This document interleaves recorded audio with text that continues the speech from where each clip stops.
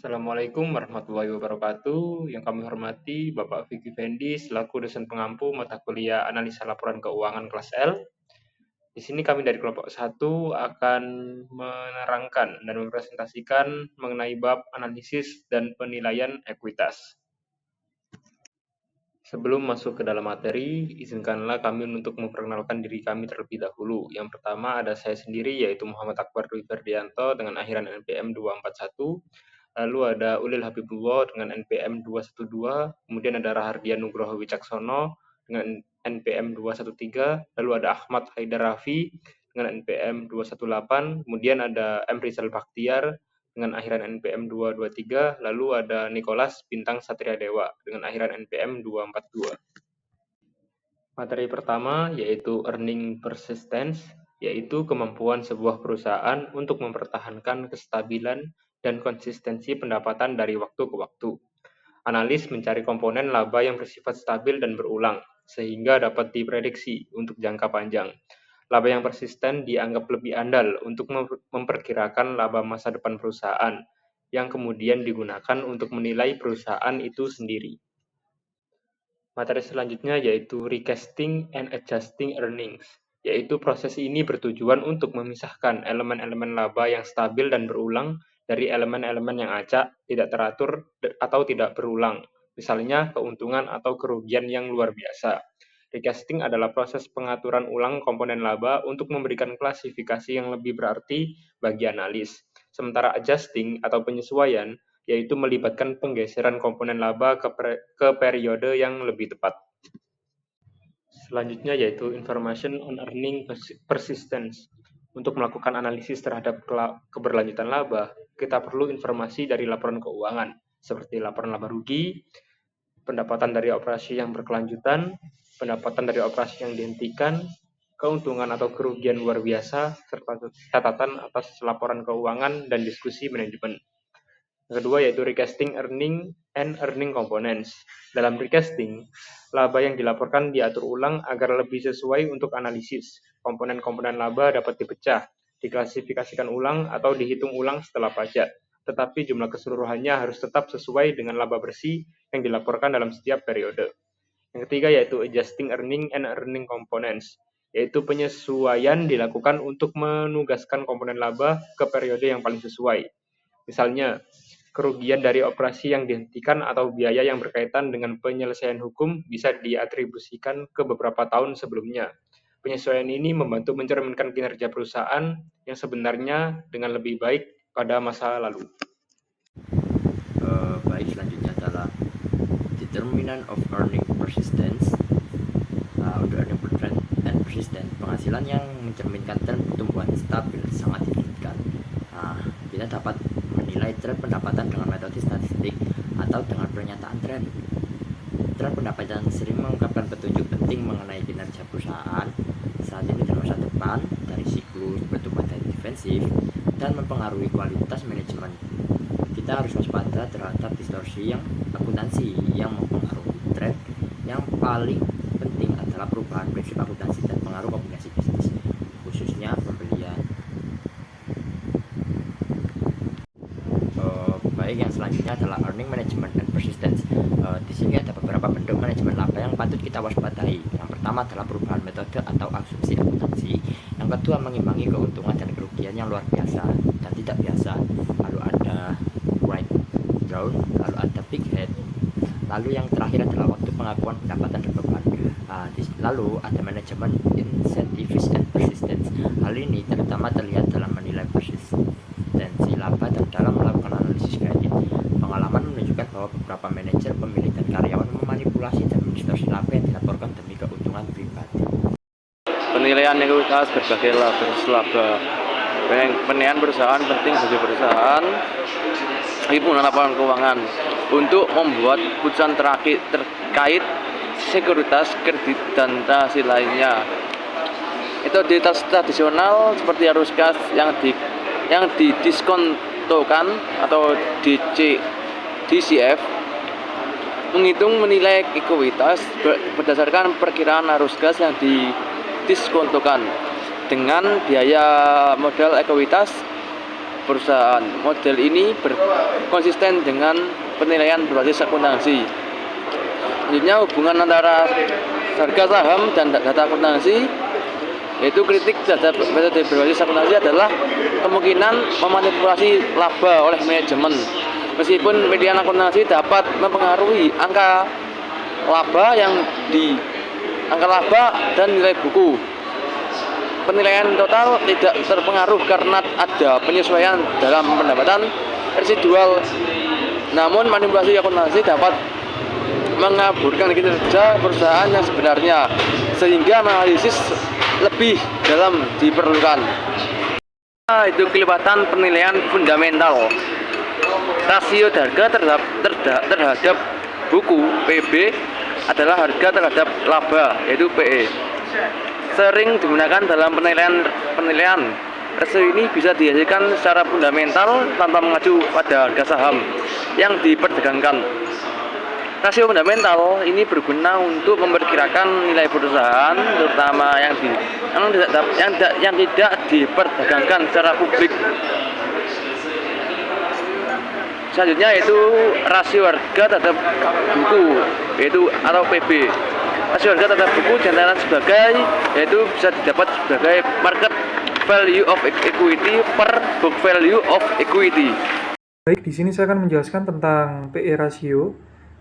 PE ratio sendiri adalah rasio yang digunakan menilai valuasi suatu perusahaan berdasarkan perbandingan antara harga pasar perusahaan nilai ekuitas dengan pendapatan bersihnya, itu earnings per share.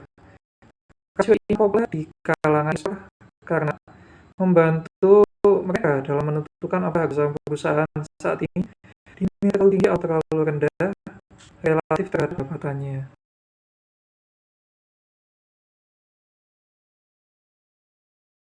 Lalu untuk variasi dalam PE ratio, terdapat dua variasi utama. Yang pertama itu forward PE ratio, lalu ada trailing PE ratio.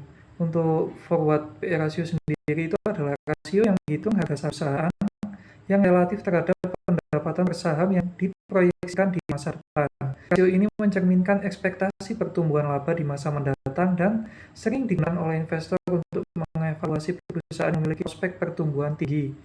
Dan untuk trailing PE ratio adalah rasio didasarkan pada pendapatan per saham selama 12 bulan terakhir atau dalam 1 tahun anual. Rasio ini mengukur seberapa harga saham dibandingkan pendapatan aktual yang dihasilkan perusahaan di masa lalu. Dan untuk penggunaan pada penggunaan PE ratio dalam analisis sendiri itu ada 3 jenis, yaitu membandingkan perusahaan, menilai kelayakan investasi, dan mengukur pertumbuhan. Untuk membandingkan perusahaan, jadi investor dapat membandingkan PE ratio suatu perusahaan dengan perusahaan lain dalam industri yang sama untuk menentukan apakah sahamnya itu under value atau over value. Lalu untuk menilai kelayakan investasi, jika PE rasio perusahaan lebih rendah dari rata-rata industri atau pasar, hal ini bisa menunjukkan bahwa saham tersebut under value. Sebaliknya, PE rasio yang sangat tinggi bisa menunjukkan saham yang harganya over value atau di atas harga pasar. Lalu untuk mengukur pertumbuhan PE rasio, yaitu PE rasio yang tinggi mungkin menandakan ekspektasi pertumbuhan yang kuat, tetapi juga bisa menunjukkan resiko yang besar jika perusahaan tidak memenuhi harapan tersebut.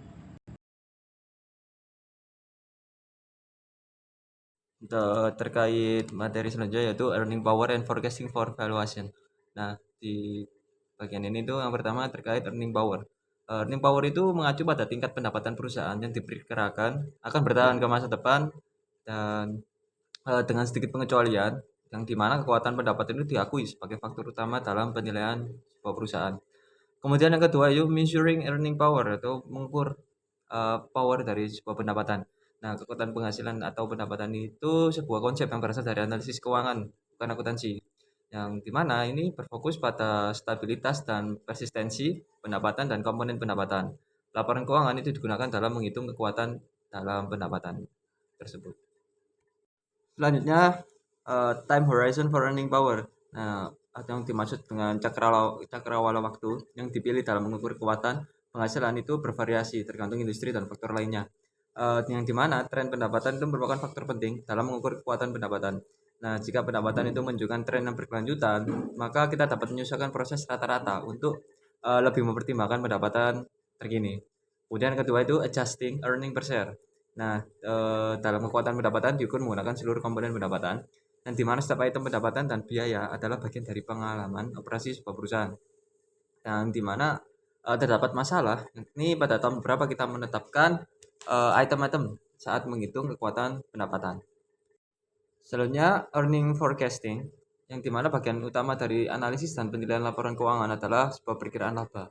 Nah, dari perspektif analitis, evaluasi tingkat pendapatan itu berkaitan erat dengan peramalan pendapatan. Nah, dimana hal ini itu karena perkiraan pendapatan yang relevan itu melibatkan analisis pendapatan komponen dan penilaian tingkat masa depan sebuah perusahaan. Kemudian, mechanics of earnings forecasting. Ini peramalan yang mengharuskan kita untuk menggunakan secara efektif semua informasi yang tersedia, termasuk informasi sebelumnya, pendapatan periode sebelumnya. Kemudian peralaman juga mendapat manfaat dari disagregisasi. Kemudian pemilahan melibatkan penggunaan data berdasarkan lini produk atau segmen yang sangat berguna, yang dimana dalam hal ini itu dapat meningkatkan tingkat kekuatan pendapatan. Selanjutnya ada elemen in earning forecasting. Elemen lain dalam peramalan laba ialah memeriksa kewajaran suatu ramalan. Kami sering menggunakan laba atas modal yang diinvestasikan untuk tujuan ini. Jika ramalan laba menghasilkan laba yang jauh berbeda dari laba yang direalisasikan di masa lalu atau dari laba industri, kami harus menilai ulang ramalan dan prosesnya. Penggunaan perakiraan manajemen atau analis dalam analisis ini bergantung pada penilaian asumsi yang mendasarinya. SEC mendorong perakiraan yang dibuat itikat baik yang memiliki dasar yang wajar. SEC juga merekomendasikan agar laporan tersebut dilaporkan dalam format laporan keuangan dan disertai dengan informasi yang memadai bagi investor untuk menilai keandalannya. Selanjutnya, pemantauan dan revisi estimasi pendapatan. Penilaian daya perolehan atau perakiraan pendapatan suatu perusahaan bergantung pada estimasi kondisi masa depan yang tidak dapat diverifikasi. Laporan keuangan interim atau kurang dari 1 tahun merupakan sumber informasi yang berharga untuk memantau kinerja. Laporan interim biasanya diterbitkan setiap triwulan dan dirancang untuk memenuhi kebutuhan pengguna. Penentuan hasil operasi untuk periode 1 tahun memerlukan banyak penyesuaian dan estimasi akrual. Penyesuaian akhir tahun ini seringkali rumit, memakan waktu dan juga mahal. Banyak perusahaan mengalami musib dalam aktivitas bisnis mereka. Penjualan, produksi, dan aktivitas operasi lainnya seringkali tidak terdistribusi secara merata di seluruh periode interim. Laporan interim umumnya dilaporkan dengan cara yang konsisten dengan prasyarat pelaporan tahunan. Mengadopsi pandangan bahwa laporan triwulan merupakan bagian integral dari keseluruhan tahun dan bukan periode yang terpisah. Praktik mengharuskan pendapatan dan beban di seluruh periode interim. Persyaratan pelaporan sementara SEC. Yang pertama adalah laporan laba rugi interim dan tahun berjalan yang komparatif. Ini dapat diberi label belum diaudit tetapi harus disertakan dalam laporan tahunan. Namun untuk perusahaan kecil dikecualikan. Yang kedua, neraca komparatif. Yang ketiga, laporan arus kas tahun berjalan. Yang keempat, informasi performa tentang penggabungan usaha yang dicatat sebagai pembelian. Yang keempat, kesesuaian dengan prinsip akuntansi yang berlaku dan pengungkapan perubahan akuntansi, termasuk surat dari auditor yang melaporkan apakah perusahaan tersebut lebih baik. Yang keenam, analisis naratif manajemen atas hasil operasi dengan penjelasan tentang perubahan pendapatan dan beban lintas periode interim. Dan yang terakhir, implikasi analisis laporan interim. Keterlibatan auditor yang terbatas dalam laporan interim mengurangi keandalan relatif terhadap laporan keuangan tahunan yang diaudit. Peraturan bursa menawarkan beberapa jaminan meskipun terbatas, namun tidak semua persyaratan pelaporan untuk laporan interim tentu terbaik untuk analisis.